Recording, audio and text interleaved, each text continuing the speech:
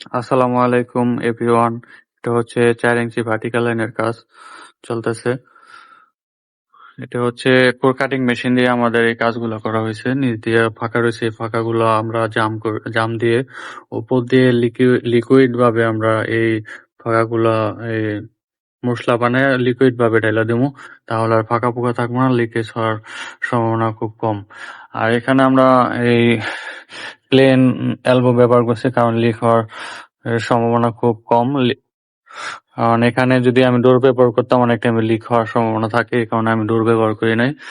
এখানে এই আমার আরেকটি পাইপের সাথে সংযোগ হয়েছে, এখানেও আমি প্লেন এলবো ব্যবহার করছি, এখানেও প্লেন এলবো ব্যবহার করছি এবং এখানে আমি একটি প্লেন টি ব্যবহার করি নাই, এখানে আমি একটি ওয়াইটি ব্যবহার করেছি।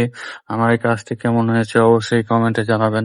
যদি কোনো ভুল হয়ে থাকে অবশ্যই আমাকে জানাবেন, আমি এই কাজগুলো সংশোধন করে নেব। আসসালামু আলাইকুম, ভালো থাকেন, সুস্থ থাকেন এই কামনাই করি।